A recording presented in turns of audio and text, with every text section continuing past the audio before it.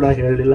ನನ್ನ ಕೆಲಸ ನಾನು ಇವತ್ತು ಮೂಕ ಪ್ರಾಣಿ ಹಂಗೆ ನೋಡ್ರಿ, ಎಷ್ಟೋ ಜನ ಬೈತಾರೆ ನನಗೆ, ಇವ ಏನು ಮಾಡ್ಯಾನ ಅಂತಾರೆ, ಅಟ್ಟೆ ಅಂದು ಬಿಡಂಗಿಲ್ಲ, ಮಗ ಇವ ಏನು ಮಾಡ್ಯಾನ ಅಂತಾರೆ. ಮಾತ್ರ ನಾವು 50 ವರ್ಷ ಇಲ್ಲಿ ರಾಜಕಾರಣ ಮಾಡಿದ್ರು, MP ಇದ್ರು, ಮಂತ್ರಿ ಇದ್ರು, ಏನಾರ ಮಾಡಿದ್ರೆ ಒಂದೇರೆ. ದೊಡ್ಡ ದೊಡ್ಡವ್ರು ಅದರ, ಅವ್ರಿಗೆ ಯಾರೂ ಏನು ಅನ್ನಂಗಿಲ್ಲ, ಅವ್ರಿಗೆ ಎಲ್ಲಕ್ಕೂ ಬರೋದಿಲ್ಲ.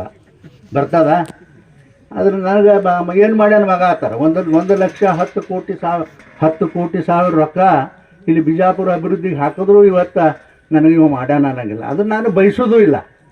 ಯಾಕಂದ್ರೆ ನಾನು ಮಾಡೋದು ಕೆಲಸ ನನಗೆ ತೃಪ್ತಿ ಅದ, ಜನರಿಗೆ ತೃಪ್ತಿ ಅದ, ಸಾಕಪ್ಪ ಅಂತ ಹೇಳಿ ನನ್ನ ಪಾಡಿಗೆ ನಾನು ಸುಮ್ಮ ಇರ್ತೀನಿ. ಈಗ ನೀವು ತರಗಕ್ಕೆ ನ್ಯಾಷನಲ್ ಹೈವೇ ಬೇಕಂತ ಕೇಳಿದ್ರೆ, ನಾನೇ ಅದು ನ್ಯಾಷನಲ್ ಹೈವೇ ಅದು ಹೋಗಿ ಅಲ್ಲೇ ಇದಕ್ಕೆ ಜಳಕಿಗೆ ಸೇರಿತ್ತು. ನಾನು ಹೋಗಿ ಮಂತ್ರಿಗಳ ಹತ್ರ ಜಗಳ ಮಾಡಿ, ಪುಣ್ಯಾತ್ಮ ನಾವು ಹುಟ್ಟುದು ಊರದಪ್ಪ, ಇಷ್ಟು ವರ್ಷ ನಾನು MP ಅದೀನಿ, ನನ್ನ ಊರ ಮೇಲೂ ಒಂದು ನ್ಯಾಷನಲ್ ಹೈವೇ ಹಾಯಿಸ್ಬೇಕು ಅಂದಾಗ ನಕ್ಕು ಅವರು ಅದು ಮಂಜೂರಾತಿ ಮಾಡಿ 1,000 ಕೋಟಿ ರೂಪಾಯಿಯನ್ನು ಮಂಜೂರಾತಿ ಮಾಡಿಕೊಟ್ರಪ್ಪ. ನೀವು ಕೆರೆ ತುಂಬಲಕ್ಕ ನಮ್ಮ ಸರ್ಕಾರದಾಗ 110 ಕೋಟಿ ರೂಪಾಯಿ ಕೊಟ್ಟೆವು. ನಮ್ಮ ಊರೇ ನೋಡಿರಿ, ಅದಕ್ಕಿಂತ ಮೊದಲು ನೀವೇ ಅತರ್ಗದವ್ರು ಎಲ್ಲರೂ ಹೇಳಿದ್ರಲ್ಲ ಕುಡಿಲಕ್ಕೆ ನೀರಿಲ್ಲ.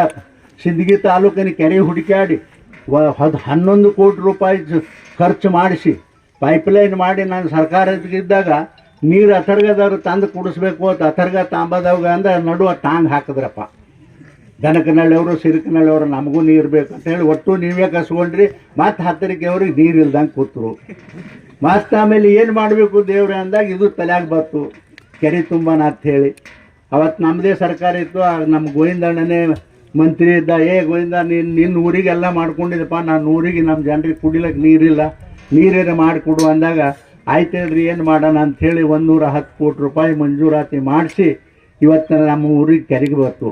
ಆಮೇಲೆ ನಮ್ಮ ಊರಿನ ಕೆರೆಗೆ ಒಂದೇ ಮಾಡಿದ್ರೆ ಇನ್ನು ಒಟ್ಟರು ಕೂಡಿ ಬೇಯ್ತಾರೆ ಅಂತ ಹೇಳಿ ನಮ್ಮ ತಡವಾಲ್ಗೂ ಸೇರಿಸ್ದ, ಹಂಜಿಗೆ ಸೇರಿಸ್ದ, ನಿಂಬಾಳ. ಆಮೇಲೆ ಅವು ಯಾವ ಮೂರಾಗಿದ್ವಿ, ಅಣ್ಣಪ್ಪ ಸಾವ್ಕಾರ ಸುಮ್ಮ ಇರೋದಿಲ್ಲ. ಅವ್ರ ಲುಂಗಿ ಹಾಕ್ಕೊಂಡು ಗಂಡಗಾಚಿ ಹಾಕ್ಕೊಂಡು ಬಂದರು. ಆ ಅರವಿಂದ್ ಗೌಡ್ರನ್ನ ಕರ್ಕೊಂಡ್ಬಂದ್ರು ಚೇರ್ಮನ್ನ.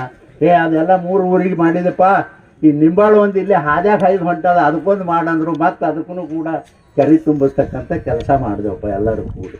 ನಾ ಇದೆಲ್ಲ ಯಾಕೆ ಹೇಳ್ತೀನಿ ಅಂದ್ರೆ, ನಾನು ಮಾಡಿದ್ದೀನಿ ಅನ್ನೋದು ಮನುಷ್ಯ ಅದು ಹೇಳಬಾರ್ದು.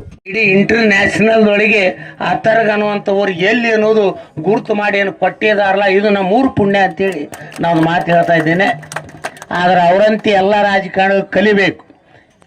ಇವ ನಮ್ಮವ, ಇವ ಎಮ್ಮವ, ನನಗಿಂತ ಕಿರಿಯರಿಲ್ಲ, ಶಿವಶರಣರಿಗಿಂತ ಹಿರಿಯರಿಲ್ಲ.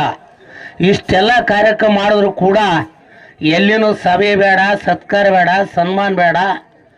ಈ ಜೀವನ ಮುಂದಿನ ಎಲ್ಲ ರಾಜಕಾರಣಿಗಳು ಕಲಿತಾರೆ, ಅವರೆಲ್ಲರೂ ದೊಡ್ಡವರಾಗಬಹುದು ಅಂತ ಹೇಳಿ ನನ್ನ ಮಾತನ್ನು